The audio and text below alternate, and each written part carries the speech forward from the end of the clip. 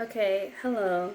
So I just got finished dancing for a long time, and I haven't danced like that, it feels like, in a while. Um, but I wanted to come here because I'm doing task number two of the Christmas wish list, I guess, of Spirit. Um, Spirit, first, I did a reading, a pick a card reading for Christmas morning. Um, and in each pile, in the first two piles, there was basically like this task. So in the first pile, there was a task to basically go through my dating app and go through everybody that I wasn't interested in and unmatch, and then send a message to everybody that I was left with. So that's what I went to do first. And then after that, the pile number two was saying that you needed to tell your story. Basically, tell your story of your spiritual journey. Whatever story you feel compelled to tell, tell it. And so after I did that Hinge thing, because Hinge is the dating app that I use, I didn't really feel compelled to tell my story. I didn't feel like it was time, even though that was the next step. So I actually went to go dance, and that was the best choice ever. My dancing was really interesting because I always kind of have a story with whatever my dance time is. And this dance time was dedicated to like all of the unspoken, not unspoken, but like disgraced. It started off honoring like the disgraced artists, like Black women that have been pivotal to my childhood and my musical experience, but don't really get the honor they deserve because things are tricky for them right now in terms of their mental health, addiction, politics, behavior, accountability, things like that. And so I wanted to honor them.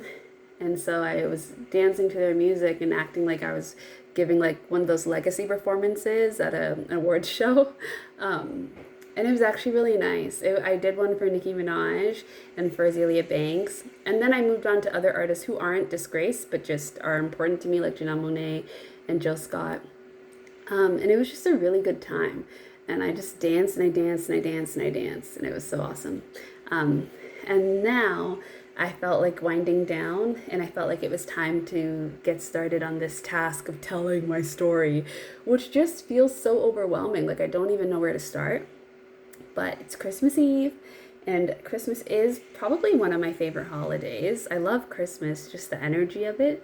Though this year I haven't really been feeling very Christmassy because I'm not with family, and I'm realizing that family is why I love Christmas, family time. So yeah, I was feeling a little down this week, but I feel good right now. So I figure now is a good time. I can spend some time with myself and reflect on my journey. So that's what I'm gonna do. So I'm gonna tell my spiritual journey. I don't really know where to start, and I feel like this is not going to be linear, but I'm going to try and start at what I perceive to be the beginning, which would be my childhood. The one thing I do want to say, I guess to start off, is that there's this moment that I've never gotten any type of other information around, but I was tapped on the shoulder. Now, I'm not sure if that is something that happens to other people, but I was tapped on the shoulder. I was lying in my room. I was living at this building called Neil Wyzek. It doesn't matter that I should tell you because I don't live there anymore. But I was living in Toronto in this building that was like a student co-op. And I was in my room, in my apartment. I was lying down and I was tapped on the shoulder. It was such a strong tap that I sat up and turned around, and there was nobody there. I have never had any experience like that since. And I never had a dream about it, never got any message about it. I was just tapped.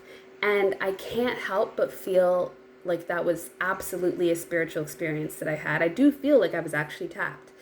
It was a physical tap. I'm not lying to you. And it was not soft. I don't know I can't even recreate. I don't even remember what it felt like. I just know that I was literally tapped. And it'd always be in my mind because it's one of the most physical, spiritual experiences I've had. In the beginning of my spiritual journey, in what I describe as my spiritual journey, because I guess you could say, all of your life has been a spiritual journey, but I'll say that The story that I'm going to be telling for the most part is a spiritual journey that began, I think you could say, in 2021. And it was first, I think, awoken probably in May of 2021 after I had gone through a breakup, and I decided to do this manifestation ritual. This like 333 manifestation ritual, trying to manifest these jobs. So I did this little ritual where you write down a manifestation sentence of like getting what you want 33 times for 3 days, and it worked. And that was my first experience manifesting and like ever being in that energy. And I was like meditating at that time as well. And all of this came about, I mean, probably from a mixture of things. It was the pandemic still. You know, we were just a year out from 2020, COVID, and things were still kind of shut down. The world was waking up, but not really. It was still pretty quiet. And I had just gotten out of a bad relationship, which wasn't bad all the way through, but I ended up being assaulted in that relationship, and that changed a lot for me. Not at the beginning, it's changed a lot for me as I've gone through this spiritual journey and all of the learning that I've done from that experience and all the healing that was necessary and things that tied back to deeper problems I was struggling with. But I do think that that had something to do with it. And pretty soon after I started meditating and doing all these things, I would go to Tulum to visit my mom during that summer, who was living there. And when I would come back, while I was there, I went to go see this man and get like this massage that was like a spiritual massage, but it was physical, and I was topless, which I've never done anything like that before. But the man was not a creep. He was very much so a great person, and he was very talented, and he woke something out of me. When I got out of that, when he stopped the massage, I was like floating on a cloud. Can't explain it. It was magical. It was amazing. And then my mom brought me out of it because she was honking her horn. So that ended pretty quickly, but he woke something up. And whenever I was in Tulum, I was always so scared of seeing a jaguar because like big cats, especially jaguars and like I guess leopards, they follow me in my dreams. They follow me in my dreams and they scare me. Jaguars and bears, like they don't play. Like I don't know what it is, my relationship with them, but in the dream world, they're not. They're scary. They're scary. I never have a good experience with them. I wouldn't say they're evil, and they're not my ops. I mean, they're a little bit my ops. They're a little frightening. I'm definitely scared of them, but I do think that they're probably my spiritual guides. They're just not particularly nice. But anyways, yeah, when I would get back from Tulum, while I was in Tulum, I would write 2 letters of apologies. One to this guy who I cut off really quickly during a time where my friend group was falling apart because I learned some really horrible, incriminating information about his friend, and I assumed that he knew, and it turns out he didn't know, and it also turns out that his father had passed away, and I didn't know any of that, and that was really horrible. And I felt pretty ashamed of my behavior. So I sent him a letter of apology, and gratefully he forgave me. And so that came to a close. And then I sent one to somebody else, but I can't really remember who. I can't remember who it was, to be honest. And when I got back from Tulum, I decided I was going to end my friendship with this big friend group that I had. And I made that decision because I knew that I didn't want to be friends and that I didn't feel safe in that friendship. And so I would say that that whole time period, which was from like May 2020, well, I guess when the relationship ended, so like February 2021. Though actually, I would actually argue that August of 2020 is maybe more so when things began, because that was my first introduction to Oracle cards. There was this woman at my job training for my job as a receptionist in housing, a job I had been working already for like 2 years maybe. She had these oracle cards and I loved them. I was obsessed with them, and I loved the woman who who made the cards. I became like obsessed, and it inspired me to buy my first deck of oracle cards. Um, that was the first time I ever did something like that. So actually, August of 2020, and then that fall, I would get into that relationship. That winter, I would break out of that relationship. That spring, I would start meditating. So August 2020 to August 2021, I would say, was the beginning. That was like the awakening, maybe. That was the awakening. It was a year. So that shows you like the timeline of spiritual, like it's not, the awakening isn't just, well, for me, the awakening was not just a moment. It was a long time. It was a long time. I would definitely say that was the awakening, because I can't really say that before that I was not like this. I was like, I've always been myself, but I changed, and that whole experience, that whole year changed me. And obviously, it doesn't work on the calendar of January to December. It was from August to August, and it's funny because fall tends to be a time where a lot happens for me, um, and a lot of shifts happen, and so it's interesting timing. It's interesting timing, but yeah, August to August. So August 2020 to August 21, I would say, was my awakening year. And then, so I left that friend group in August 2021. Then I moved out of the apartment I was living in New Weswick, where I was tapped. I moved out of that apartment in the middle of the day, like without any of my friends knowing. I sent a letter and I ended things. And that was my first time sending a letter. Well, I guess the message to the guy in Tulum was my first time sending a letter, but that letter to the friend group was the first time I was ever communicating like a big thing. Before, I had lost friendships, but they ended in slow deaths. This was my first time creating an end in a relationship, in a significant relationship, and this was a large relationship with a lot of people, and communicating how I felt and all of that. I had never done that before. That was my first time, and letter writing would end up being a pretty significant part of my spiritual journey. I wrote a lot of letters. I don't even know how many, but I wrote a lot of letters, all to people that I care about, never to random people, just to people I care about, and they were always expressing feelings. So letter writing is something that I know is a tool for me that helps me communicate, and this spiritual journey has taught me that. It brought me letter writing. I wasn't really doing that before. I've always been better at writing when it comes to, well, I don't know if I've always, but I know that writing is a great way for me to reflect on my experiences and communicate, and it helps me sort through my thoughts. And it's been a really great resource for me in setting boundaries and understanding why I'm upset and what happened, finding the evidence, giving myself a map of my thinking and my experience, my feelings.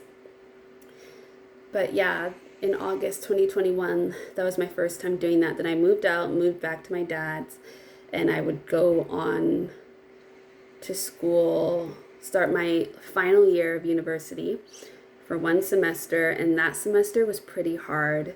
I was not really present. I'd also quit my job because I was too scared to go back to my job, because I was scared of seeing the girls that I was friends with, and I was scared of everything. So I just left it all behind. And so so I quit my job and I moved back home, and I was kind of just lost. Like that fall of 2021 was difficult.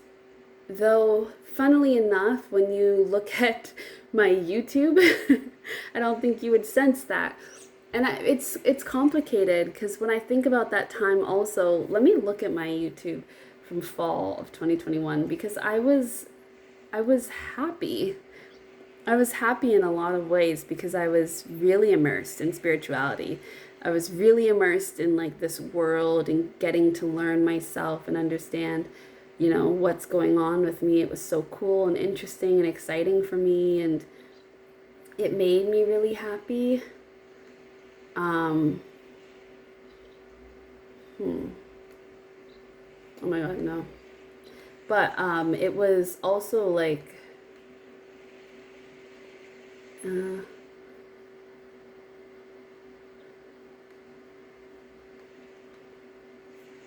it was complicated. Sorry, let me try and find.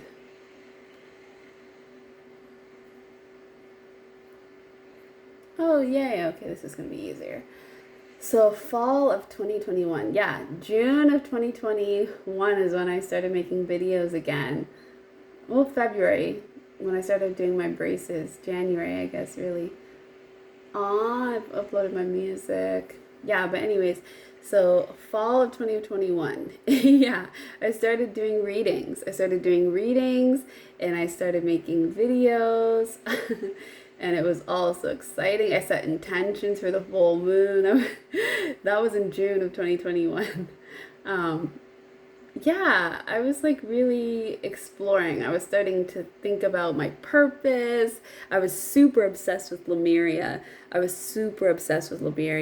I was like, I want to know more. And I still don't feel like I know much about Lemuria at all. I feel like I've just settled on, it is what it is when it comes to Lemuria.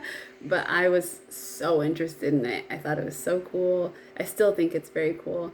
I was spending a lot of time at this park.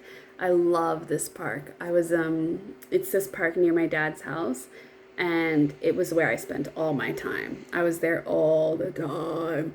That park became my home. Like, I damn near was living there. I'd wake up in the morning and I'd just go to that park, and I'd be there between classes because classes were still online at that point. Between classes, I would be there. Sometimes I would be skipping classes. I would just be there. I'd be there. I'd be walking to the Starbucks before Starbucks had become incriminated in genocide. I was walking to the Starbucks. I was coming back to that park. I was sitting there, and I was just there. And that park would eventually become a place where I'd be crying a lot and working through my emotions a lot. I walked through that park and had a big conversation with my sister. That park was really important to me. And so nature was very helpful and grounding, and just a space. It was an outlet for me, especially because I didn't have my own room living at my dad's. I was living on a couch. So was I living on a couch at that point, or was I in my dad's room? I might have been in my dad's room. My dad was living on the couch. And then eventually we would switch places because I was like, my dad could not keep sleeping on the couch. So yeah, it was, hard in terms of a living situation, but we made it work like most people do. But yeah, so that park became like my home. I would be there all the time. And even once it got cold, I was still there quite often, and just walking around my neighborhood a lot. I spent a lot of time outside, and that was helpful and healing for me. But in terms of school was kind of hard. I just wasn't present, and I was feeling more and more disconnected. And I was really struggling with getting into it. And I got a really bad grade in one of my classes. Or did I get a bad grade? I feel like I got a bad grade. I wasn't connecting. So basically, by December 2021, I dropped out of school. I was supposed to continue and do my final semester of university, and I dropped out and decided to go to Tulum again. This time my mom wasn't there, but I went to Tulum, and I decided I was going to become a reader, a tarot reader. So this was in January 2022. I also began music producing. Did I? Yeah, I began making music also. I started like creating beats, really. I wasn't singing songs yet, even though I was making music on my own. Like, I would always be singing songs, but not really writing a lot of songs, just a few songs I had. But January 2022 is when I decided I was going to move to Tulum. I didn't know for how long I was going to be there. I brought a lot of stuff. I thought I was going to be there for a long time. Turns out I was not, but it was my first step, and I ended up reading there. I went and I posted on this Women's Who Freelance page in Toronto, and I was like, hey, I'm a new reader, I want an experience, I'll do readings for free. And that ended up being such a successful post because I was able to do readings for like over 100 women. And it was amazing. Some women even paid me, which I was not expecting. And it was just a great experience. I did so many readings and I got such great feedback, and I learned how much I love tarot and love Oracle. And by that point, I'm not sure if I had a tarot deck or if I was just reading Oracle. I actually started out my journey with reading only wanting to do Oracle, and tarot wasn't really something I was interested in. I can't remember why. It might have been because I didn't want to learn anything. I just wanted to do it. And so I think I was against tarot because I was like, I don't want to learn. Like, I don't want somebody telling me like how to do it. I just want to be able to do it. And it felt like Oracle was more open-ended. But eventually, I don't remember like how I got started in tarot. I don't even remember what my first tarot deck was. But eventually I got into tarot, and I love tarot too now. But I started with Oracle. I was originally an Oracle girl. But yeah, I started doing those readings. But then I got scared. For some reason, I started to feel really scared in Tulum, and nothing was happening. I was completely fine. I was completely safe. But I was starting to feel extremely scared, and I felt like I was going to get attacked or something. And at the same time, I connected to this woman who I guess we had matched on a dating app at one point, and I did a reading for her, but I didn't know that we had matched. And her reading was very complicated, but we ended up like connecting and like starting a little thing. And so I ended up coming back to Toronto really suddenly, really randomly, even though I'd gone to Tulum with the intention of kind of staying there for a while. I ended up coming back to Toronto pretty quickly and going on a date with this girl and losing my virginity to a woman. I had already lost my virginity to a man, but to a woman, and it was a ridiculous experience. It wasn't a great experience, but it taught me a lot. It taught me a lot. And then we went to South Africa because we had a family reunion. So that whole season was very like fast and all over the place. And I was out of school. And then I came back and I decided I should probably try and do some more school. Didn't I decide that? Did I decide that? No. No, I didn't. What did I decide? I decided to get a job. So I got a job at this one place, and I was still doing readings and everything, but I was trying to figure out stability because at this point, had I acquired debt? No, I don't think I had. But I needed a job. So I went to go get a job, and that summer was great for my personal life, and I was so happy with reading, and I was really doing lots of readings. My YouTube channel I was really contributing to. I had so many spiritual thoughts, but I was really unhappy with work. And so I only lasted 3 months at that job, and I was commuting 4 hours a day whenever I had to go into the office for that job. It was horrible. It was so far away. I was commuting 4 hours a day. Like there and back, 4 hours in total. And by the end of the summer, I quit that job, and I and I went to move to this ashram. So the ashram. So the ashram came about because I was on my balcony meditating. I don't really meditate anymore, but this was during a time where I was obsessed with finding. I wanted to meet my spirit guides on TikTok, everywhere. I went through my awakening pretty much at the same time as everybody else, it seems like. There was a huge like mass awakening, and I was a part of that wave. And so everybody was like, there's this meditation where you can meet your spirit guides.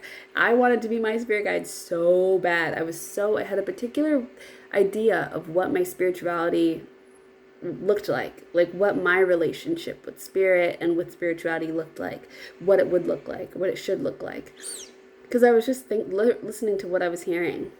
And so I was doing these meditations, never worked, didn't see anything. Like I won't say I don't, because things could change, but I haven't really found that I have the type of spirituality where like I'm seeing images in my mind, you know what I mean? I'm not necessarily hearing a particular like voice, a distinct voice, just kind of hear my own thoughts, but not even really like hear doesn't feel like the right word. I just know my own thoughts. I know what's being said. You know what I mean? But I'm not necessarily hearing anything. It's not a very physical experience. It's not immersive in that way. It's just a feeling and a knowing for me. And it's all pretty quiet.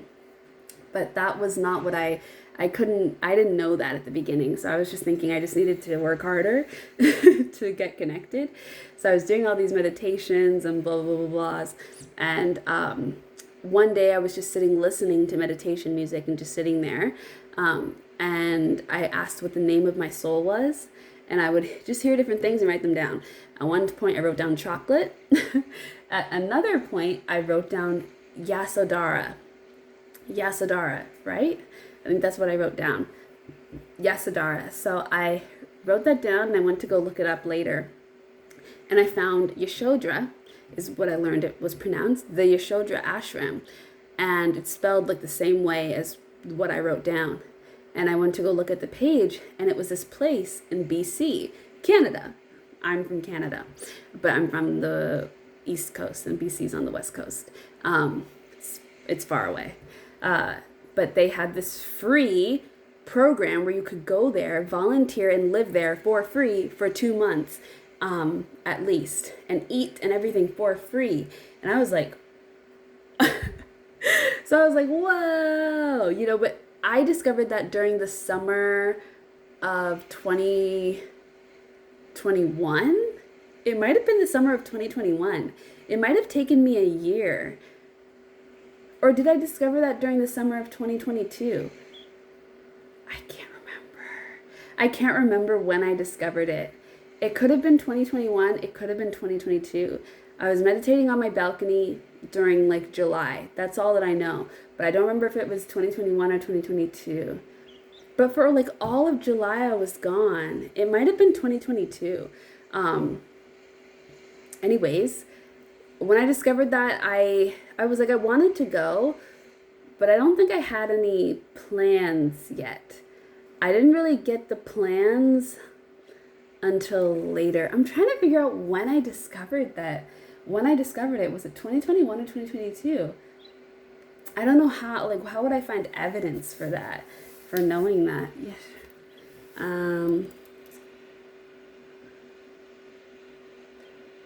Yeah, I know, but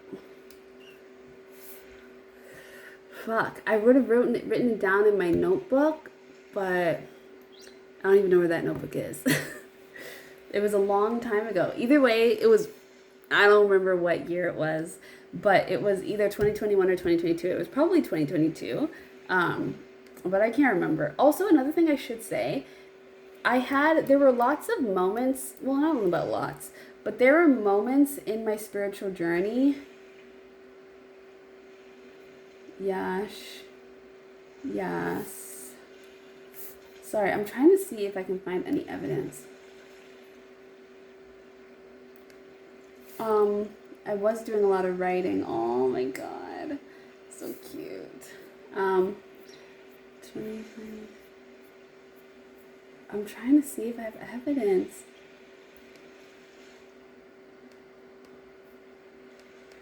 I wonder if, I don't know at all.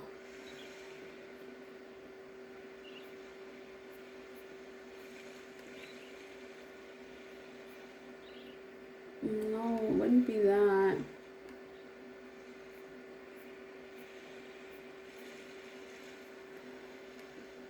I don't know, man. I don't remember. Anyways, what I was trying to say is that during my spiritual journey, I had a lot of moments in the beginning that were very strange. very weird. I had some experiences that I've never had again, never had since. And I experienced things that were like, I guess you would describe as like the quintessential, like spiritual, like experiences, like astral projection. So I experienced astral projection, but not in like the fun way. I don't personally have, I don't know if it's because of the way my spirituality works, my soul is, just my personality, my makeup, but astral projecting, at least for now, based off of what I know about myself right now, it wasn't for me. Because every time it tried to happen, I was scared to death because it is a very strange experience. And for me, first of all, there's a very specific image that's associated with that time in my life that I would consider the awakening year. That was such an active year. It was so strange. So yeah, I had that tap. That tap was the first experience. Then the astral projection, which started when I moved back home to my dad's. Because I wasn't experiencing that when I was living. No, I didn't experience that at all before. But when I moved to my dad's, that experience was crazy. And I had the crazy experience when I went to Ottawa. Oh my God, in that house. Oh my God. I can't even explain it. But anyways, if you know what astral projection is, it's when your soul leaves your body and like travels around the universe. I don't know. I don't know because I didn't let my soul leave my body. I didn't let it happen. So you have a, I don't know if everyone has a choice, but I guess I had a choice.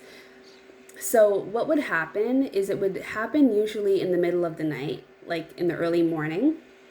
And I could feel when it was going to happen.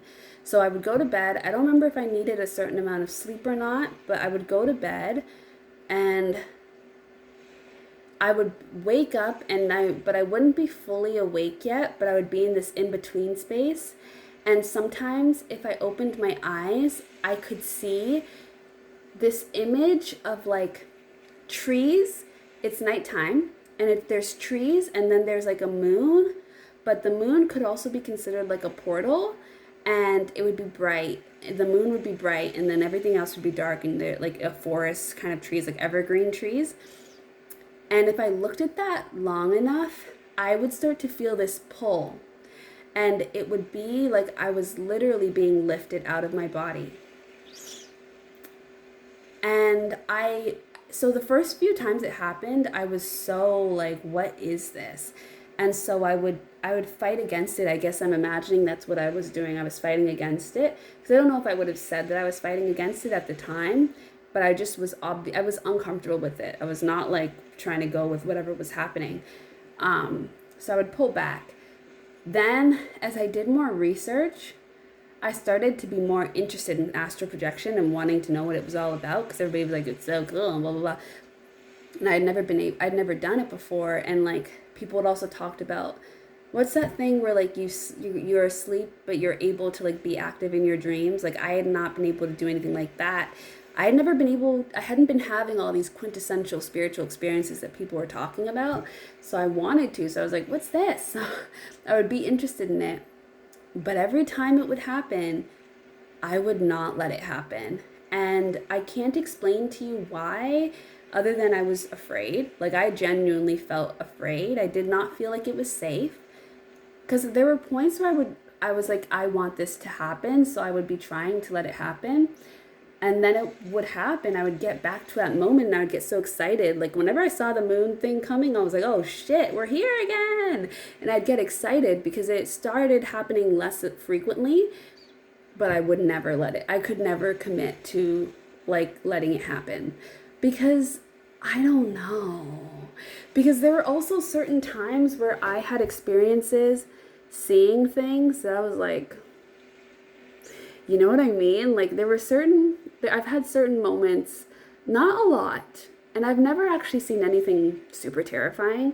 I feel lucky, but I had one moment where I had this, I can't really remember if it was a dream or if I actually saw it, like if it was like in my physical reality, because it was during one of those nights.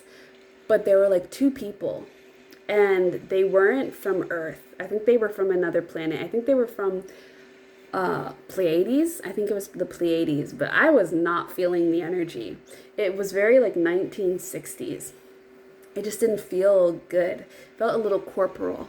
Um, I just feel like it's such a sensitive thing to do. And I was such a baby, and I'm actually very proud of myself that I didn't do it because I wasn't comfortable with it, and I don't know anything about that.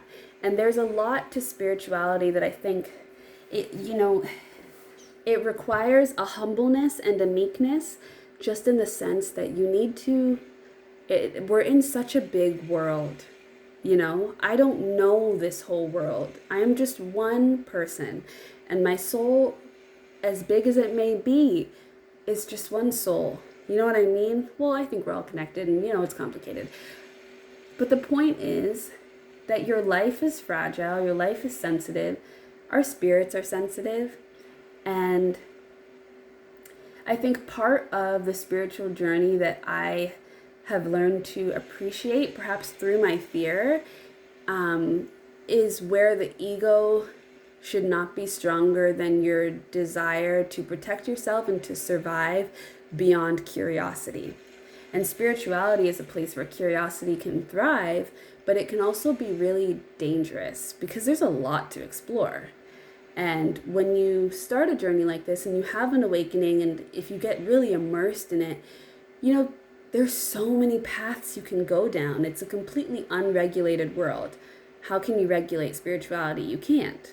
That's what's so amazing about it and scary about it. And it really can be dangerous. It's a very real thing. None of this it's not a joke.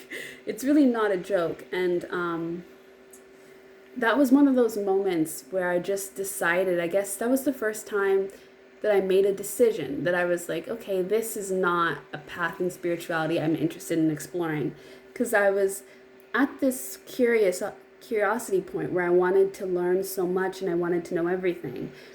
But you start to make decisions along your spiritual path that I guess helps you define what your spirituality is going to be about. And I decided, astral projection and things like that, it's not part of what my spirituality is about in this lifetime. And I would decide that for other things as well. Like there's just certain things I've never gotten into, and that's because, one, I just don't think I have the awareness for it. Like I tried scrying once because I was watching Bahati Life. She was like one of the first YouTubers who's also like a spiritual person that I was watching. And she really likes scrying, so I was trying scrying. I wasn't able to do anything with it. I didn't see anything when I was scrying, and I also didn't feel connected to it, and it also felt like there were just things I didn't understand. You know what I mean? And I felt that way about a lot of topics in spirituality, things that I felt like I needed to be humble and accept that I don't know what I'm doing here. And I also felt a fear. And the fear was not like, oh, I'm scared, this is scary, like evil. It was a fear of like, this can go wrong because this is very real. And I don't understand it. And I don't know how to understand it. And I don't want to understand it because it's not something I want to explore. It's not something I want to work with. I don't even want to open up the gates. And so leave it alone. And that is I don't think I ever spent time talking about that, but like, I think along your spiritual path, you develop boundaries with spirituality itself. And I have certain boundaries, like tarot and oracle is kind of like the most I dive into like divination in that kind of way, and like working with energy. That's kind of like the extent to it. But beyond that, I don't really do much else. I mean, that's actually not true. That's not true. I do like bone readings and things like that. I like to use devices, but it's a very specific kind. It's a very specific kind. This is the kind of work that I naturally enjoy and I also naturally understand. But I don't do things. Oh, and it's Pele. Have I don't necessarily usually do things I don't understand. Um, Also, I guess I do work with the goddesses. Maybe that's why she came down. I do work with the goddesses. I guess I do work with energies, but they're energies I feel safe with. I have to learn to trust my own gut. And I think that the good thing about your spiritual journey is your gut speaks pretty loudly when it comes to things that you don't feel safe with. Or at least I learned that my gut speaks very loudly with things I don't feel safe with. And so I just knew where I probably shouldn't be heading down. And that's not to say because it's bad, because other people's journeys heavily include scrying, heavily includes astral projection, and it's amazing for them. But it wasn't for me. And not everything on the spiritual path is for you, and you won't always know why. And sometimes you just have to accept that. Like that's also been a thing for me in my journey. Like so many times I didn't have any fucking answers. There was never an answer. There was never a reason. That's actually the most like common thing for me. I rarely get an answer, and I really think that that's tied to my Sagittarius in Chiron. Because Sagittarius is so curious and also the teacher, so there's so much connection to like knowledge and wisdom and knowing and understanding. And Chiron is the wound, and it's like, so you just don't get answers, and that's like a huge thing for me in like my journey. A lot of the closure is something that is self-created, and it just literally has to come through acceptance and moving on, because a lot of the time I won't get a reason why. I won't get an explanation. Like, I waited for a long time to have spirit like speak to me, and to have my spirit guides show up in a dream and talk to me, and like to get all these things and reach all these points, and it never happened. And I don't know if it ever will. Maybe it will, but I'm not counting on it the way I used to. And it has to do with a level of acceptance around like some things just aren't for you. And like it is what it is. You know what I mean? Some things are not your path, and that's fine. And you won't always get to know. Sometimes there's no reason why. It's just not your path. Maybe there is a reason why. Maybe you don't get to know. I've had to really learn that. But yeah, I just wanted to say that because that's a whole part of my journey that's all like the middle part. I don't even know what to describe that journey as. It's when you're in the thick of it. You're past the awakening. You're in it. You're in it. You're just in it. Yeah. Being at the ashram was awesome. I thought it was going to be like life-changing, and it wasn't in a way that I thought, but it's become such a happy moment for me, happy time for me. I love it. I reference it with such happiness, and I'm so glad I discovered it, and I'm so grateful for that space and that time, and it's a very happy thing to me. I'm very grateful that I dropped out of school like a year before, not a year, a semester before. And I ended up going, and it was one of the greatest decisions I ever made, but not because it led to something huge. It just was a really good decision, and it was a great experience. That was a time in my life where, I was having a lot of quite like spiritual experiences, but all the things I had intended to be spiritual experiences never really were. But they were cool life experiences. I don't know if all the things is accurate. That might be too general, but some things that I planned to be spiritual experiences, or I had expectations that were going to be spiritual, were not super like spiritual, or like they didn't like change me. You know what I mean? But a lot of like the spiritual things I went through happened in regular moments, or things that I wasn't, or just moments that aren't particularly impressive in general. Another thing, I can't remember when this was. All I know is it was winter, and I don't know if it was after I came back from the ashram or if it was the winter before the ashram. I don't know when this was, but this was also during the thick of it. This is my first time ever trying to create a spell. Spell work is also something I don't really do. I've tried it a few times, but I don't really do it. Spell work and like candle magic and all those things. I've tried it. Um, and I don't feel disconnected to it. I don't necessarily feel drawn to it. But I did experiment with it. I also understood that I don't understand everything about it. But I did try with it. And one time I was trying to make a little spell. So I was in my room, I wrote a little spell, and it was just a self-love spell. I was just doing a little self-love spell. And then I went on the balcony to go get snow because I was like, I'm going to use snow and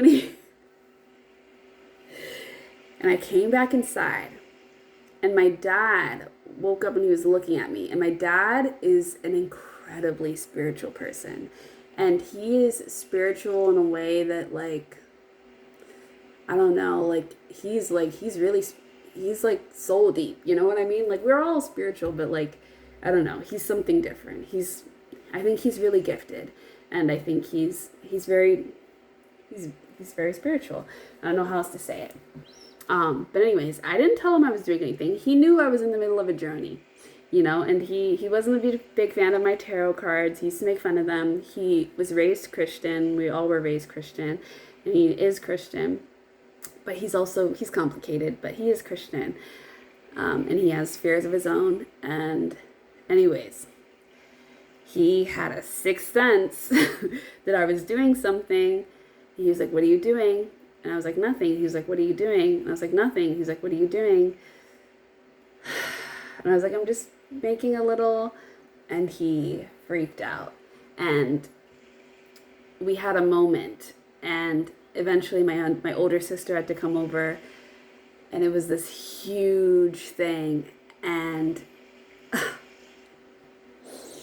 that was that was a turning point for me in one, understanding the need for boundaries, like me needing to respect other people's boundaries in terms of my spirituality is mine, but because spirituality is not just something that is happening to you, and because it is such a vast energy and the work that you do affects other people, you really need to be careful with like what you're practicing, where you're practicing, how you're practicing, and how your practice can hurt others, even without intention, you know? And in my family, we have a complicated relationship with anything that's not Christianity when it comes to spirituality because of colonialism, because of fear, because of a lot of things, also because of people's personal beliefs. And just because I feel like this is safe and positive doesn't mean that I have the right to do certain practices in somebody else's home. That's my dad's house. You know, it's my home too, but it's my dad's home. And his safety and his comfort and his spiritual wellness matters and it's valid for him to not want me to do certain things. And that was a really hard lesson I had to learn. I felt horrible for what that experience was like for him and for what it was like for me and all my sisters. My sisters didn't take it as seriously, but I think that's because they wanted to protect me. But I felt horrible. And it was a very good lesson for me in understanding boundaries. And also another real lesson in like, you know, the work that you're doing, it's not a game. It's not a game. This stuff is very real. It's very real. Spells are real. Candle magic is real. Tarot is real. These are real things. You're really touching energy. And you need to understand the energy that you're working with. It's very important. And this is not to fear monger, but this is just to be honest, because we're in dangerous territory, you know, whenever you're working with something new and unknown. One of my gifts, I will say, is I can see things in things. I can see energy in other things. Like in this plant right now, I don't know how you would describe it, but I can see maybe like a sheep or like a goat or like a deer, some type of animal. And I can do that a lot. I can see faces and figures. And I used to do that with the smudge people. I would call them the smudge people. They're the people that you can see in your handprint smudges on glass and things like that. I like to see images and other things. That's a gift that I have that I discovered. I don't know when I discovered that, but I do find that I can find images and meaning in things. I could do it in the shower. I would see images in like the water, in like the fog of like on the shower curtain when you would touch it, you could see a little image. That happened a lot while I was at the ashram and also when I was living at my dad's. Sometimes I would spill water and then I would look at what it would make, just on accident or on purpose, and I would see things. So I can see images and things. That's a gift that I have. I don't necessarily know exactly what it means yet. Even now, like in the mirror, I can see like an alien. But I don't know, like, I don't know what to do with it. You know what I mean? It's just energy that I can see that's there, though. And it's interesting. I'm not afraid, though. And I think one thing I have learned with spirituality is your fear is information, and it's powerful information. And ultimately, well, I don't know about ultimately. As you can see, I don't like to make generalizations because I never really think anything applies all the way through. It's always complicated, I think. But what I found for myself, something I started doing early on when it came to fear things, because I got a dose of like a stroke of fear pretty quickly around like what you can see when it comes to spirituality as the veil lifts, because oh my God, I remember the era of like when I was really early on, probably during my like awakening year, when I was just taking information and people would talk about once the veil lifts, the things you see. And it scared me. I was scared. I was scared for what I might see. So one thing I learned really early on, which I think I got from Leora,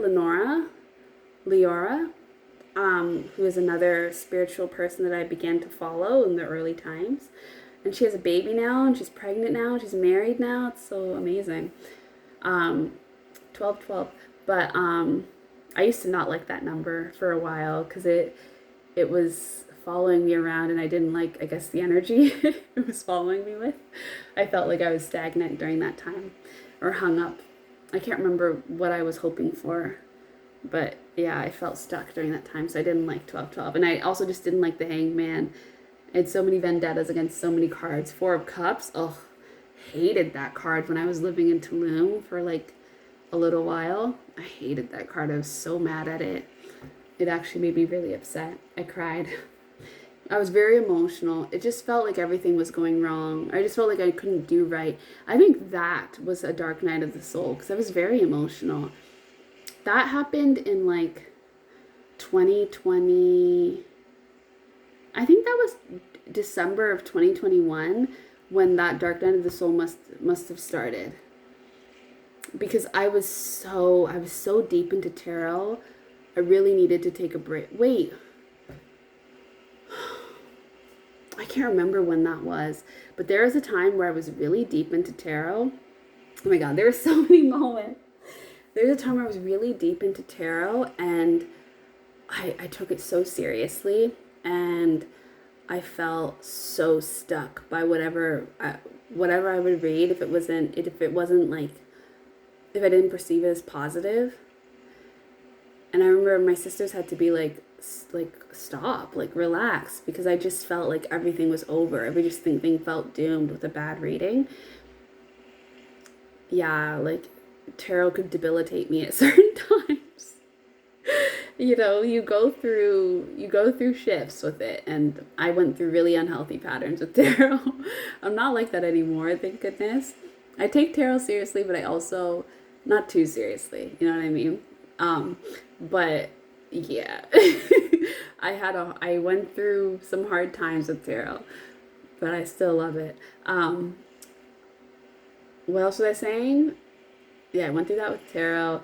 I had to fight for my life against the cut off your family era of spirituality that hit me hard like a truck, because during that time I had I just, it's just so much comes up, so much comes up. It's so complicated. You have to fight so hard. And I mean, that's the gift of spirituality because it forces you to grow a backbone. It forces you to take a stand. It forces you to decide how you feel about something and figure out how to discern how you feel about something despite what everything else is saying. It forces you to develop a mind of your own. But the dangerous thing is if you don't. If you don't develop a mind of your own, then you can really get sucked into all the different webs and thought patterns of spirituality, and there are so many that exist. And one of them is cut people off and cut your family off and go it alone and find your soul tribe. And it's a dangerous game. And I teetered on that world for a while because it was happening at the same time that I was having revelations about my family relationships. And then I was also listening to tarot readings that were very hard for me to discern because I didn't know what I felt and I didn't have any clarity on what I actually thought and what I was even experiencing, what I had even experienced. And so everything was just very murky. And when things are murky in your mind and murky in your healing process and you're not all the way through anything yet, it's not a good idea to like listen to 1,000 readings, especially if those readings make you more confused. You really have to develop strong boundaries and discernment, but you kind of don't know until you're in it. And so it's like, I don't want to, it's just, these are things I can say hindsight in 2020. And I just thank God that I made it through and I didn't make any horrible decisions that, ruined my family relationships. I just sent letters saying how I felt and and they worked out for the most part. But it's a it's a thin line and it's very complicated. It's very complicated. Anyways, back to what I was saying about Leora. Leora, I think it is Leora. Anyway, she was told this story about like she had this dream or maybe she had a vision and she saw this thing and it was terrifying, but then she was like, I love you, and it helped her and it helped the thing like neutralize and like transform into love, and because she realized all it needed was love. So that really stuck with me and I decided to use that. And so whenever I would see something kind of scary, I would kind of just use this thought process of not only do I love you, but I'm not afraid of you, and whatever you are, like, I don't know, I can live with it. And in the beginning, when I would see scary things, I would just think of love. I can't remember exactly how I would navigate it. But these days, because I'm looking at these plants in the background because it's taking on a lot of different shapes, to be honest with you, there was a lot of energy actually happening in the very beginning in that whole section. But now they're taking on lots of different shapes, but it's a lot of energy and some of it feels alien. Some of it feels like stuck energy. Some of it feels trollish, and not in a bad way, just in a different kind of way. Like cyborgy, not yeah, like kind of like cyborgy. And some images you could consider scary, but I've come to a certain level of acceptance around some of the images that I see. And just, I guess, understanding that, like, I don't know, spirituality is complicated and ugly is complicated. And I went through this thing, it kind of started in the beginning during my awakening year and is kind of just, it was really strong during my awakening year, and it's calmed down now. But I was super like, fuck, like, lightness over everything and the hierarchy. And like, why does everybody want to be higher? And why is it always light? I was really like, embrace the dark, and I like the 3D and the 2D and the lower vibrational and the lower realms. Why are we discriminating against the lower realms? So I think all of that helped me. That mindset also helps me navigate scary imagery in spirituality. Not in spirituality, but just in real life. Because I guess for me, the veil's lifted. I don't remember when that would have happened. I don't remember when I started like noticing these things, but it's helped me because it's just like, well, ugly isn't bad. You know what I mean? Scary in terms of appearance isn't bad. It's just dark energy. Or maybe it's light energy. Either way, it's just energy that's not necessarily acceptable, but acceptable to the standards of like beauty. And like we don't need those hierarchies. And that's been helpful for me. But I've never felt in danger. I've definitely felt uncomfortable and I felt scared, but scared is a complicated emotion. And just because you feel scared doesn't necessarily mean that you are in danger. So you can feel scared because something is different and because it's threatening to your perception of reality, because it's not always in your reality, or because it opens up a new aspect of reality. But it doesn't necessarily mean it's a bad thing. And of course, you're going to need to be able to discern the difference. But I reckon you can feel the difference. You can probably feel the difference when you're in danger versus when you're just dealing with something that's different from your energy. And you can absolutely establish boundaries, and you should. But if you feel safe, you don't need to engage with the energies, but you can see them and you can not be afraid. And I find that standing in my power and not being afraid is helpful. I don't know how long it took me to get there. Things also happened very slowly for me, and I wasn't able to rush things, even though I wanted to. So that's also, I think, spiritual protection. Like, it's taken me a long time to get to this point where sometimes I see things. Like, that wasn't always a thing for me. Even like there was a time where I was seeing light a lot. These days, I'll see like shadows of things. All these things happen really quickly, like movements. That is like, I guess, the most spiritual, like quote unquote spiritual things I experience. Like, I'll see images of things. Sometimes I'll wake up hearing music. I'll get like messages, but like those are more subtle. Like, those are just usually my thoughts. Things will happen that make me think of a deeper message. I see a lot of numbers. Numerology is like huge for me in my spiritual journey. Numerology is a huge thing, which I'm happy about because I love numerology. I don't really remember when that started either. All of that happened during the middle, during the thick of it. Yeah, seeing like the shadows and the movement and the light. I remember when it first started happening, but again, it was in the middle. I don't remember exactly when.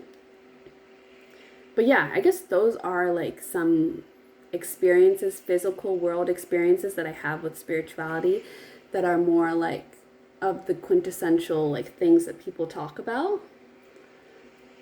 But they are not what I would use to define my spiritual experience. Like, if somebody was to ask me about my spiritual journey, those aren't necessarily the first things I would talk about.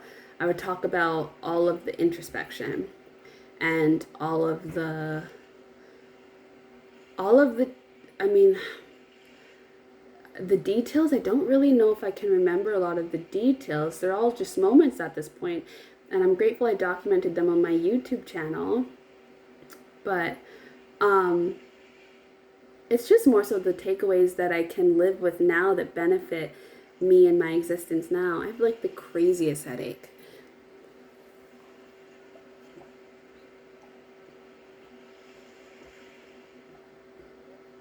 Yeah, but that benefit me in my existence now just through the way that I am, like the way I've learned to set boundaries.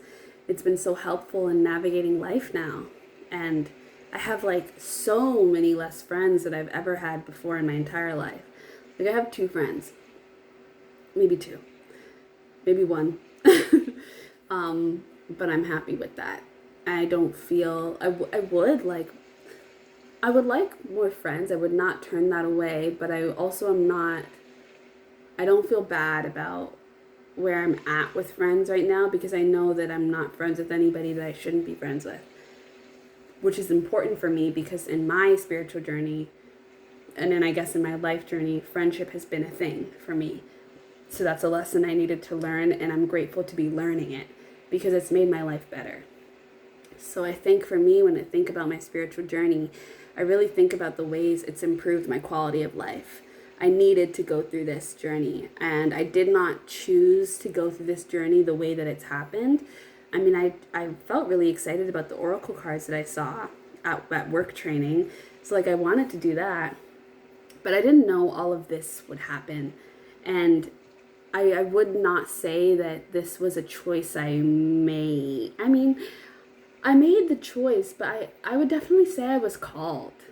You know, I felt like, and not chosen in the type of way where like I'm chosen, but I felt chosen in the sense that I felt called. I feel like this was a calling, and I'm and I don't think it's a calling that ends. Like, it's funny because I don't know if I would have called this a calling in another world, because when I think of calling, I think of work and purpose, but I guess that understanding is shifting because this is a calling, and this is a calling that I'm living out, and I'm not getting paid. You know what I mean? But I'm not going to stop. I also don't know, I don't really understand how you could stop. Like, that's something I say a lot, and I really don't think it's possible, because it becomes your life, and I don't think it turns off. Like, there's no way for me to, maybe there is, and I just won't, but I find it really hard to imagine how you can walk away from this experience, because it's not an experience, it is everything. Everything is seen through the eyes of what's happened to me since my awakening. And I don't know how you could turn back. There is no way. The past is not whatever, there's no entryway to the past. Like, that door is beyond closed. It's not accessible. You know what I mean? There was a fundamental shift, and I don't know when that point of no return happened. It happened somewhere in the middle. I'm sure it happened somewhere in the middle, but there's no way for me to go back. I also would never want to go back. Like, I'm living a better life today because this whole journey happened to me. Absolutely. And I'm incredibly grateful. I would choose it again 1,000,000 times. 1,000,000 gazillion times. I would choose to go through all of this again. And I don't even think I've had the hardest journey on the planet. There are times that were very hard and everything felt so long and I'm so impatient and drawn out. And I don't want to trivialize that experience. I can laugh about it now because I'm not in the middle of it, but I could be in the middle of it tomorrow. One, it's not linear. It returns. And also, it's very painful when you're in it. It's very hurtful. It's very sad. It's very hard. But I would never, I would not change things. I don't regret it, and I would not go back. I would not go back. But I also feel grateful to be able to say that because I have been protected on this journey. And I don't know why certain people go through certain experiences in spirituality that are really traumatizing. And I don't think it's because they're not protected, because I don't want to say that, because that feels horrible to say and to think, because why would somebody not be protected? But these are the parts of spirituality that I don't understand. And maybe it's a part of their spiritual journey to have certain spiritual experiences that are a little bit ridiculous, but I don't want to think that. But also maybe it works for them. I don't know. But I do feel as though I've been very protected on this journey. And I think that that's come through my discernment and through being guided away from certain things, from not getting to have certain experiences that I wanted to have, from the timing of things, from everything. I do think that I've been very protected. And I think that I have angelic protection. And I do think my spirit guides protect me. And I do feel protected by spirit and by God and by the goddess and by my ancestors. And I do feel very protected. And that is something I'm very grateful for. I don't think I talk about that enough, but it's true. I've been very safe. I've been very sheltered.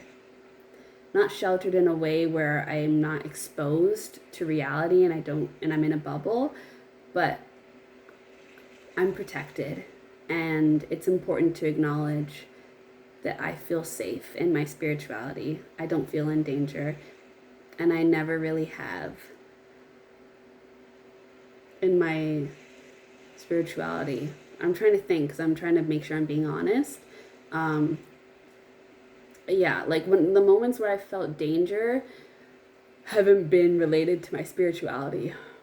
There were other things that were happening. So yeah, I really do think I've been protected. I do know that I've been protected. What else? Yeah, I mean, just learning that manifestation is complicated. All of that. Work and purpose, all those things come and go. Come and go. You know, it really does come and go. And I think that as of right now, I don't know what I know. Things are always changing. But as of right now, I'm learning what is important to me and what's priority to me.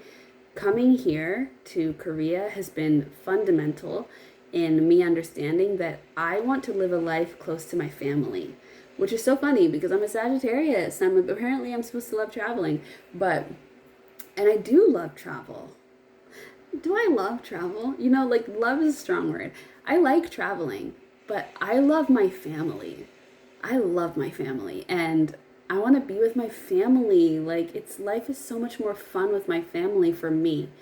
Um, I don't really relate to this idea that you should spend your 20s traveling. And maybe that's because I did a lot of travel. Maybe I didn't do the big travel like to Europe and across backpacking across Asia, but I've seen enough. And it doesn't mean I never want to travel to other places. Of course I do. But I've found where value lies for me in just at least one area of life, and family, huge, huge. And so that's been really revealing these past few years. That's been so helpful because I was at a point, there's many points where I was like, I'm willing to move anywhere to meet my soulmate, to find a great job, to find a safe housing. There were many times where I thought I was going to live away from family, raise a family away from family. Now, no, I know that I'm going to want my soulmate to probably move to Toronto because I want to live near my family. It's very important to me. That's been really important information to learn. And it's not the sexiest information, It's more exciting to be like, I'm going to live in Morocco. But I don't think so. I think I want to be close to my family. I want to stay home. And if my family decided all to pick up and go to South Africa, then I would go to South Africa. It's not really about where I am. It's about where my family is. And I want to be where my family is. And so that's something I learned. And I'm glad I've learned that. I'm glad I didn't waste too much time because I want to be with family. So that's information that this spiritual journey has showed me that I don't know. I mean, I probably would have found that out another way just from being away for long. But yeah, I'm grateful I got to learn that because now I know, and I know where I want to build a life, wherever they are. And right now I know where they are, and so that's where I'm going to build my life. And should they choose to move, I shall move with them, as far as I know. That's how I feel right now. What else? I don't know, I feel very calm. I feel very relaxed. I don't know what else there is really to say. Every day, I learn new things and I take it one step at a time. But this has been my journey, and as of recently, I've been doing lots of readings where it feels like I'm closing out the journey, which I can't really take seriously when I say that because I'm like, what do you mean? Like, so maybe I'm closing out a journey, you know what I mean? But like I could be closing out a pretty big cycle. I also have been feeling like maybe I'm meeting my soulmate, which is like, that's been like a huge thing in this journey. Oh, the soulmate. It's been a huge thing. I've written many letters to spirit about I'm ready. That's caused me lots of pain, lots of misery. It's also been a guiding light for me. And I don't know. Like I say that, I don't know. I don't know. And that is the most honest answer I can give you. When it comes to the soulmate stuff, I don't know. I hope so. I think so. It might be happening. I don't know. We'll see when we get there. We'll see when we're married and I have a child. You know what I mean? It's kind of like that. Because you don't know. You don't know. That's also what I've learned to accept. I don't know. That's the answer. The truth is, I don't know. The truth is, we don't know. Like, even with readings, I'm like, girl, like, this is a reading, but things can change. In fact, they probably will. They probably will. And in other ways, they won't. But, like, I don't know. I learned to give up on timing a long time ago. There's, I'm having a headache. Also, my period cramps have gotten stronger, but that's just aging. I've learned lots of things about aging. I'm aging. I'm really aging. Anyways, what else? Is there anything else, Spirit? I feel like I've said everything I can say. I thought this was going to be longer. There's so much I haven't talked about, I'm sure, but this is kind of the gist of it. I've done other things. I've done lots of things, but this is kind of the gist. This is kind of the gist, I guess, of the story I wanted to tell. I don't feel like this really captures my story and everything, but this is definitely accurate, I guess, to my spiritual journey. I mean, this isn't everything. How can you say everything? But this is a lot, and hopefully there's something here for. I'm gonna put this online because I guess that's what I'm supposed to do. And you take from it what you will. And if you have any questions, I'll be happy to answer. But yeah, I would say that I've been through it all. I mean, I haven't been through it all, but I've been through a lot of the parts. So if you're in a part and you have a question, I'd be happy to answer. And just also know that I'm very young and I also don't know a whole lot. I know a lot, but I don't know a whole lot. I'm only 25. So I know what I know, and I don't know what I don't know. And even what I know could change.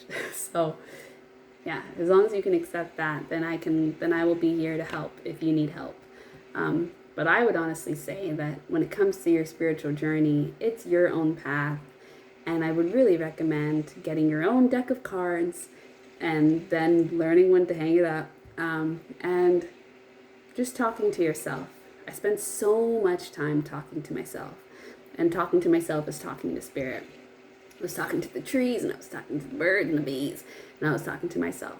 And, not always while I was talking did I feel heard, and did I feel like it was making a difference. I felt very frustrated a lot of the time when I was talking to myself. There were many a times I was crying on the bus or in the park because I just felt completely ignored and sad and alone and all these things. But hindsight, I don't feel that way anymore. And there are many times I'm going to feel that way again. I'm in a good moment right now. You see what I mean? Like, you go through ups and downs, and it is that way. But that's also just life. And very soon, you find that the spiritual journey is just life. You know what I mean? Like, it's a spiritual journey, and yeah, I've been called to this specific frequency of life, but like, it's just life. It's just life. What was I saying about that? I was saying that about hard work. I was like, if you do hard work, you'll have your own spiritual journey. That's its own spiritual journey. There's so many ways to have a spiritual journey, and we're all having one in our own ways. Ugh. You know what I mean? It's touching us in all kinds of ways. It finds a way to reach you. It's just life. And that's a good way to look at it too, because then it's like it takes the pressure off, because you're gonna live your life, so you're gonna figure out the journey. You're gonna go down the path. You're gonna have the journey because you're alive. You're doing the journey whether you You know, that's why I'm saying, like, it's not, is it a choice? Like, how can it be a choice? You're just doing this. And it switches for everybody. Maybe for everyone, it won't be in the new agey way. Some people, it will be Christianity, it will be Buddhism, it'll be math, it'll be science, it'll be climate change, you know what I mean? It's everything. Just one step at a time. And don't expect to be perfect, because we're not. And you don't need to always be the wise sage and above it all and all that. But it helps to try and get back to that place.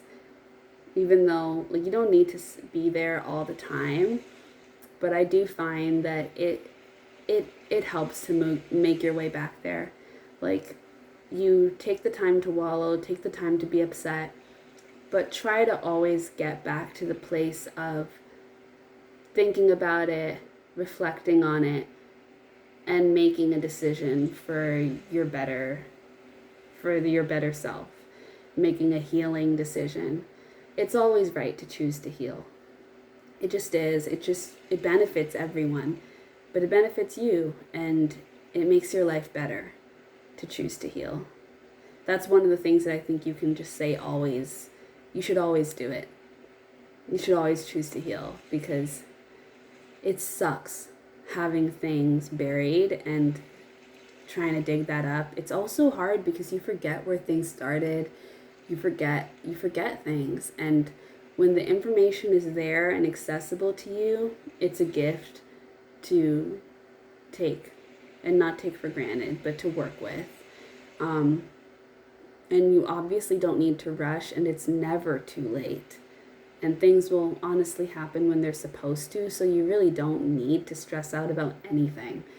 But, you know, we do have a certain activeness to our life that we, like, you know, free will and being able to move things at a pace that you desire. And when you can take the lead in your life, I think I was saying this in another video, but you should take the lead. When you're presented with an opportunity to take the reins, take the reins. Because, like, you know, it's hard trying to steer your life in this world. So many things are beyond you. So many things have to do with so many other people and just the larger systems that we have spiritually and, like, just in this world. You know, so when you get to be in control, when you get to make a decision, and I know we make decisions every day, but I mean, like, big decisions, like applying for jobs, quitting jobs, moving, choosing to start a new hobby, choosing to eat a different way. Those things that change your life, make those decisions, even if you don't stick with it. Like, I've quit so many jobs. I've moved so many places. You know what I mean? But there are certain things that stuck. Like, when I stopped eating meat, I've been wanting to stop eating meat since I was a kid, which is so strange because I've always loved meat. I was a carnivore. I used to always describe myself that way. Meat lovers pizza all the way. I love meat. But I always wanted to stop eating meat since I was a kid. I always wanted to try being vegetarian. And I would try and I would fail because it's very hard. But once I was able to do it, it stuck. And I still dabble in meat here and there because it's not, and I found for me, the way I work well is this is a lifestyle for me, which means naturally in life, you're going to go off course a little bit, but it is natural for me. And I had to actually unlearn, I guess, what wasn't natural, which was eating meat. Because now when I eat meat, I don't actually crave it. And when I'm eating it, I'm like, this is a good reminder that I don't want it. So you find things about yourself when you go ahead and you try to switch up the program. And sometimes you find things that are more yourself than what you've been living as before, which is like a revelation. And like not eating meat is one of those things for me. I don't need to eat meat. I probably don't even need to eat fish. What's another thing? Like yoga.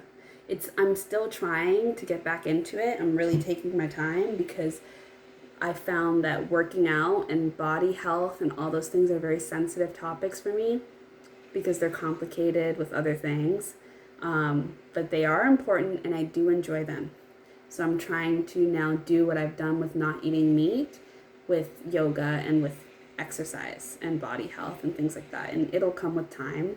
I know that. So I'm taking my time and trying not to pressure myself, but at least working out once or twice or 3 times a week is important. At least now that's what I'm trying to do. Also just because I'm getting older and like there's the realities of aging. Something else, and these are all things that I guess you wouldn't really consider necessarily spiritual, but even like investing, saving money, and being financially smart, those are things that I really enjoy doing, and I've actually always been money minded since I was a kid. So making choices for yourself, taking the reins in your life, it leads you to kind of begin to shape your path and figure out how life works best for you, how you work best with life. And that really can benefit you in the long run. It can make your life easier. I discovered, I like school. I'm good at school. I enjoy studies. I enjoy also structure. So I'm going back to school and I'm nervous about it because I hate citations. But I'm excited also because I think it'll be fun. So, you just got to experiment. You just got to experiment and try things out, and it's okay to leave things behind and not be interested in it anymore and forget about it. And it's okay to go back to old things and try again. It's okay to have regrets. All of that is also just life. That's just life. Like, who cares? You're not going to, like, sit on your deathbed and be punished because you have regrets. Like, you're supposed to have regrets. That's part of living. Just like you're supposed to make mistakes. But it's a good thing that you tried. And having regrets is a sign that you care. I feel like it's worse. I mean, it's not worse to not have no regrets, but I think it's worse to not feel anything at all. Well, I wouldn't say that because aren't there people who don't feel things, and who am I to say what their life is like? But there's nothing wrong with having regrets. It's okay. Especially if you can make those right. Like if you have regrets on how you treated people, you can apologize, and that'll really help. And if you can't apologize, or if you can't, like, if you have regrets about not pursuing something, you can pursue it. You can try it. If you have regrets about not doing something that, the opportunity has passed, do something else. Or think about it and cry, and then move on. You know what I mean? Like, I have so many things that I didn't do that I'm like, bitch, why the fuck? And well, what are you gonna do? Sit here and be mad at yourself all day? And you just let it go after a while. Anyways, yeah, lots of acceptance of just the way things are. It is what it is, bro. That's how I feel about a lot of things. But that's me in this high-minded place, I never want it to feel like I'm like, I'm just above it all. I'm certainly not. I'm certainly not. I'm in a good place right now. My mind is calm. I'm happy. That's why I'm able to say this. It's a good time for me to be able to tell this story. If I'm in a bad place, I'll be telling a very different story. But also, the great thing about the spiritual journey is that I get back here faster. Well, I don't know how long it took me in the past. I'm not timing myself. But I think that generally it is easier to become I've always been a positive person, so I will say that that's already been something built into me. I didn't need to learn that as much. I've also always had faith. I've always been spiritual. And I think whether I'd been raised Christian or not, I would always have a spirituality to me. That's just kind of a part of my personality. So those things are just kind of part of my makeup. But I do find I'm able to give grace easier. I also find it is more worth it. I'm finding that I seem to believe that it is more worth it to try and work things out and to try and be better than to be comfortable.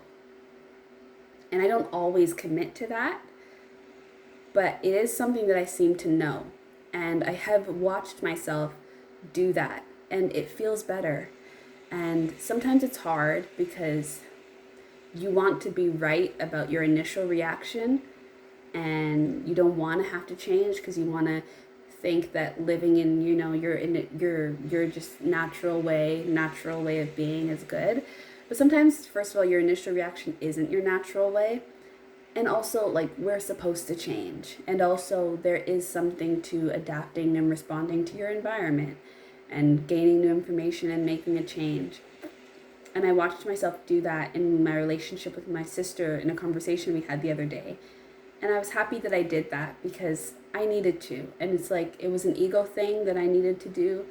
And just also just being a good supporter. You know what I mean? There's just certain things I have to learn still that I'm still working on. And I was proud of myself that I made a different choice. It was a harder choice to make, not necessarily because it's actually a hard thing to do, but it's just like the ego is a hard thing. It's protective, and I understand why the ego exists, and I don't hate the ego at all. But there are definitely moments where you need to push past it because it's limiting you, not because it's trying to, but because it just is.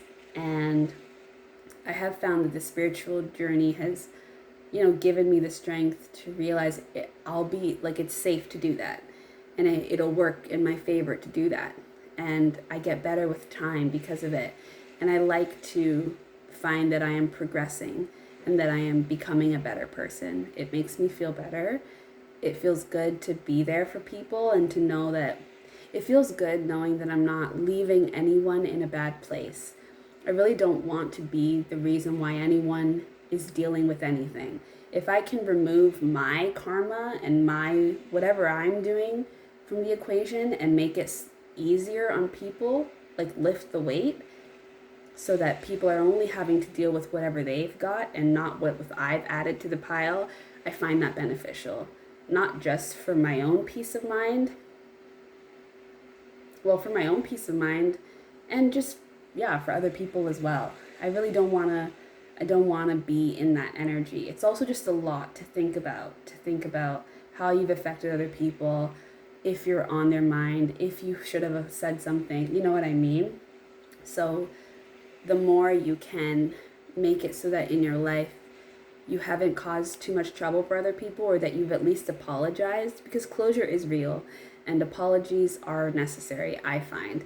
I also think there are times where I probably maybe over apologized and over communicated, and so I'm learning to strike the balance with all of that. I don't think I've got that mastered down, but I am proud of myself with the way that I've put my pride to the side, and I have offered apologies. I think it's important, and I also really do think it's good for the soul. It just relinquishes you from overthinking and self-pitying and self-punishing and all these things that we just don't need. And I'm trying to also make sure I would like to be able to do that for other people that I feel like I want an apology from, because it's also like, I don't actually need it. It would be nice because, like I've said on this journey, I haven't gotten a whole lot of validation from other people that what they did to me was wrong, or like when I've been wronged in situations like that. And I tend to take on accountability and responsibility myself just so I can move on, because, like, people are on such different timelines, and you just never know if you're ever going to get that from somebody else. But sometimes it would be nice to, like, hear from someone where I've set a boundary, hear from them that they understand why, or that they respect it, or that they apologize, things like that. I haven't gotten much apologies myself from, like, friends that I've cut off, or strangers, or last relationships, anything like that. So all that would be nice, but it's not a need. It's not a need. And I think I'm not holding that over anyone's head. And if I am, let's release it now, because I don't need it. There's nobody I need an apology from. And not because I'm, like, above it all, but also because I don't need it.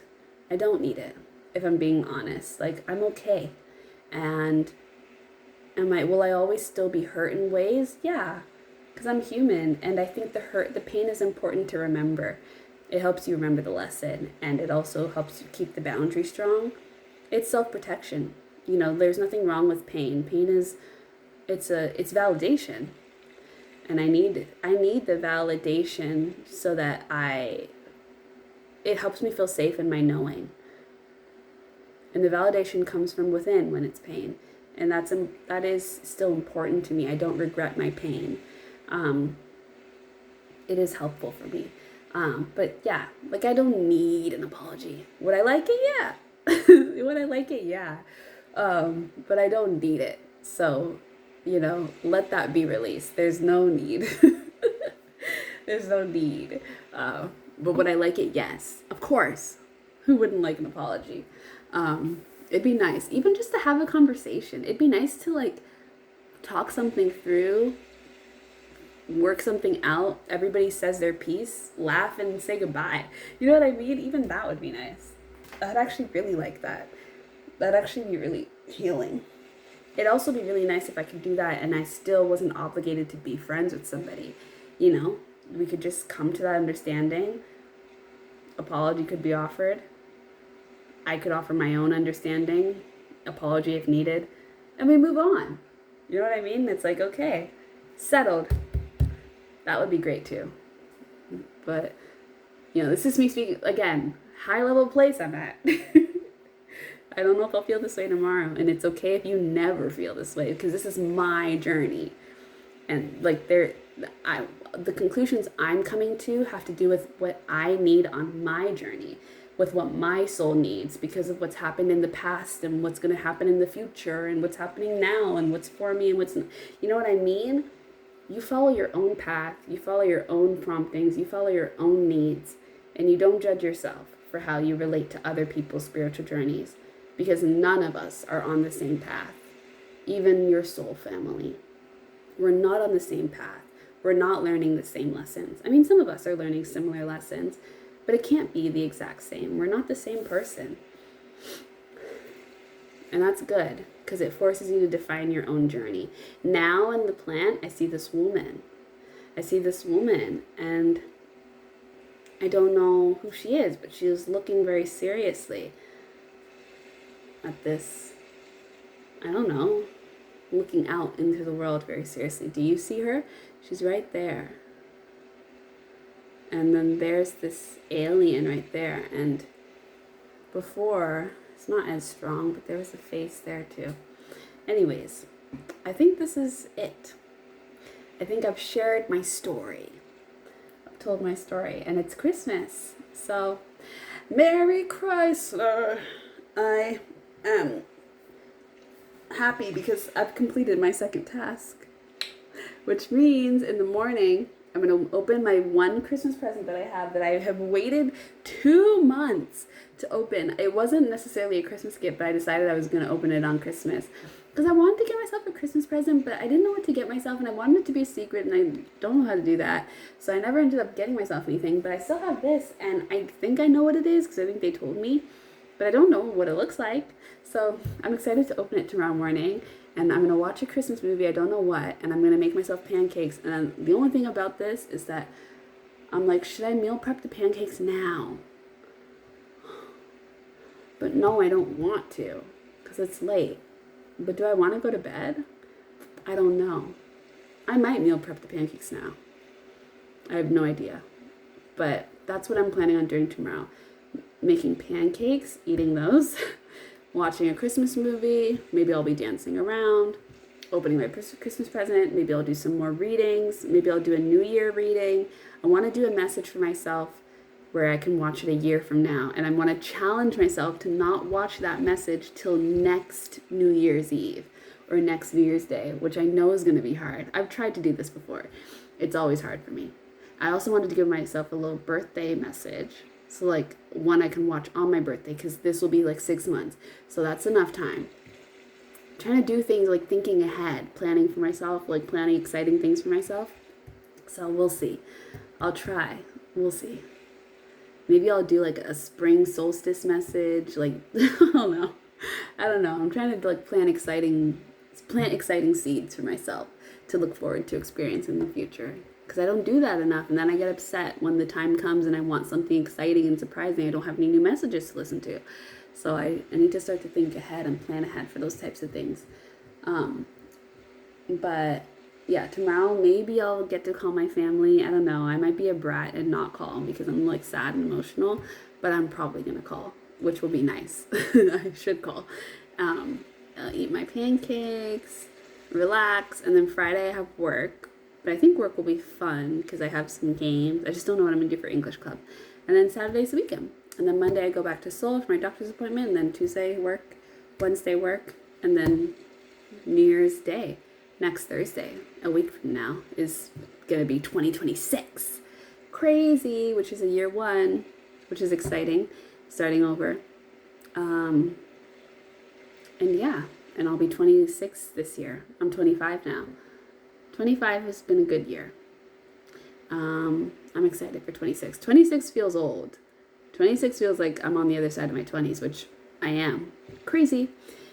Also, next week, oh my god, next week I could win the lottery. So we'll see. And I think that's everything. So yay, task 2 completed. Message 3 is really, really good for the pick a card reading. I don't know if I get message 3. I'm like, can I just watch message 3? Because I did message 1, I did message 2. Like, I did my tasks. I did my job. I did exactly what Spirit told me to do. So I'm like, do I get to watch message 3? Or is that...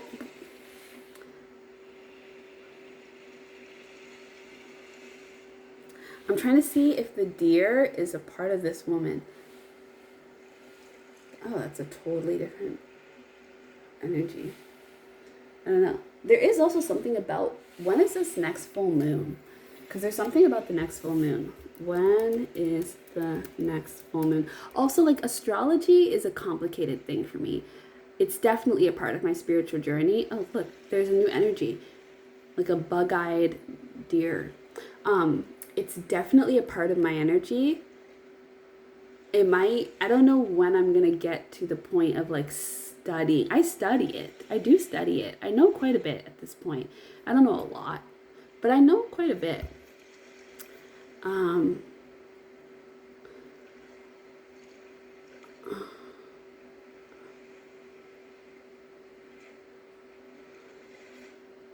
What is January 3rd? Oh, the next full moon is next week. I thought it was soon because I was like, it's the wolf moon.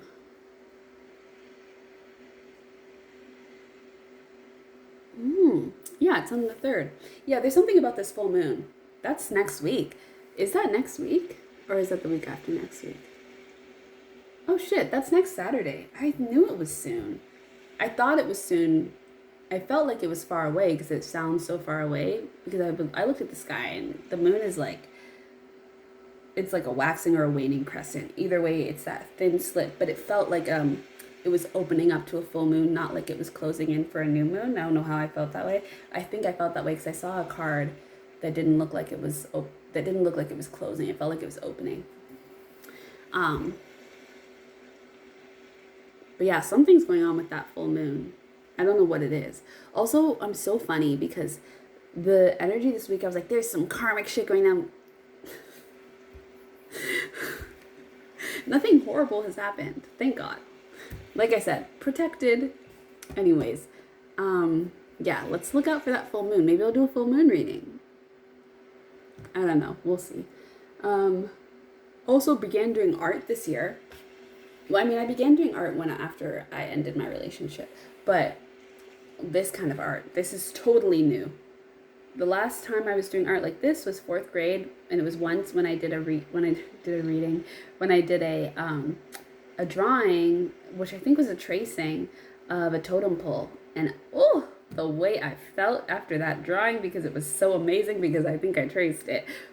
I might have drawn it by hand, I can't remember, but I think I traced it. Either way, I definitely saw something that I was inspired by and did it that way.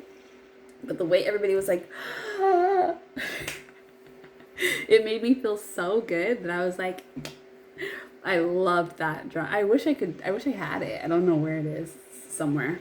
It might be gone, it might be recycled. But yeah, I loved that drawing. I was very much so a fan. I was like, I am an orange. But yeah.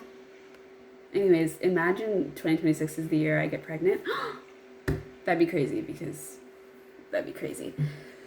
Never say never. Anyways, yeah. I also won't be pissed if I don't because there's a lot going on. So it'd also be okay if I didn't. But it'd be cool if I did. It'd be kind of crazy if I did because that would mean a lot's happening. A lot's going right.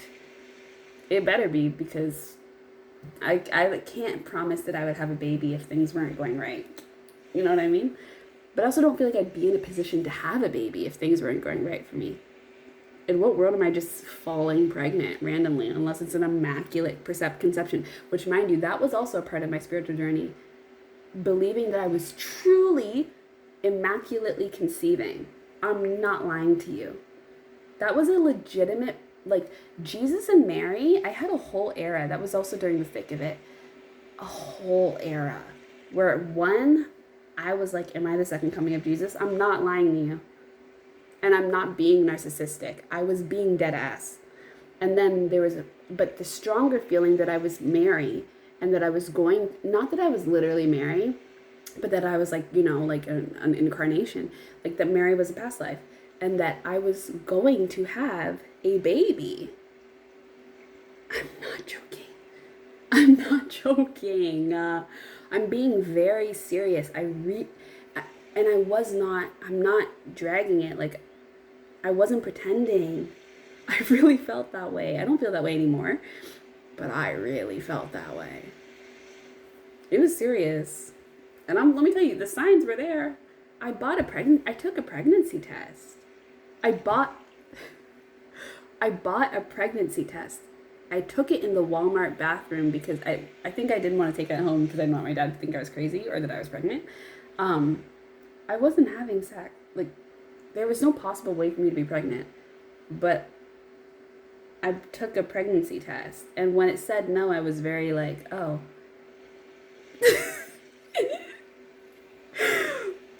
This spiritual journey is crazy. Okay, so now in the corner, I see like 3 faces and it's kind of like gargoyle energy. But it's not bad. It's not scary. Anyways, yeah, that was crazy. That was so funny. There's so many funny moments that come from spirituality because it's so ridiculous. It's so ridiculous. Also, my whole gardening thing came through spirituality. Like, so many amazing things. All the times I was hoping my music would be giving me hints for things. Dreams are so complicated for me. Like, I don't think dreams have the relevance. They have, of course, relevance, but I don't think I understand my dreams. I don't think I understand what my dreams mean yet at all. I don't think I know what my dreams mean to me or like how they're supposed to function in my spirituality. And I'm just taking my time with that because I don't know. I really don't know. Yeah. Anyways, I think that's it for now. I've got to go. So I'm going to let you out. And I'm going to go ahead and do my own thing now. I'm going to consider meal prepping my pancakes. But I'm also going to consider not meal prepping the pancakes and just lying down and going to sleep. D'Angelo, like his face, there are 2 other men that look just like him, and it might be Tupac and Rakim, but and why were they all out at the same time? They're like master incarnations of each other. I don't know. There's something going on there. Beautiful men. Beautiful men. Anyways, I think that's it. Chelsea looks so cute here. Okay, bye? I'm not sure why I'm still here. Well, this is also a part of my spiritual journey. Miss Gag a lot. Miss Talk Girl. Boy, can I talk. But I love that about me. Anyways, I gotta go now. Like, actually, no, seriously. I need to go. Vince Staples is so cute. All the men that I've thought were my soulmate, that I legitimately, like Frank Ocean, that was like a small but tried and true time. I never really thought Drake was. But I liked him a lot. Before all this stuff. Leave me alone. Who else? Not John Legend. Andre 3000. really did think so for a little while. Who else? Was it just them? There's been other men. And then just random men in my life that have come forward. Women in my life. This woman, this indigenous woman in my mind who I don't know. So many things. So many things of this spiritual journey. So strange. You just never know what's passive energy, what's just random energy, what's just made up. You never know. How can you know? You can't. And that's the surprising great part about it. This December has been crazy. I was in the hospital. Then I have been hearing back from housing, from custom housing, from affordable housing, trying to get a job. There's so much going on. Oh, my email. Me and my freaking email. Me and my email are in a relationship, and it's hard. Like, we are in a full-fledged relationship, and I check it every day, and I'm rarely getting what I'm looking for, but I'm on that. Like hot sauce, I'm on my email. I love being on my email. It's so hard for me to not check my email because there's so much waiting. Like, there's so much waiting for me in my email. Also, I've been trying to get this package from Bahati Life. It's not her fault. I think it's tariffs and everybody's, the postal service has been protesting like nobody's business is here, which is good, but I haven't been able to get my stuff. Also, I think it's because I'm in Korea, so I don't know what I'm going to do about that. I think I need to cancel it, but I'm not sure if she's received my email. Anyways, I think I'm done here, and I'm just talking to you. Oh, but it's 111, so that's a full circle moment, because I started this because I saw 11. Well, I saw this because I was getting tired, and because I saw 11:10, and I was like, oh, it's time for me to shut this down. She looks like AI. Anyways, let's go. Bye.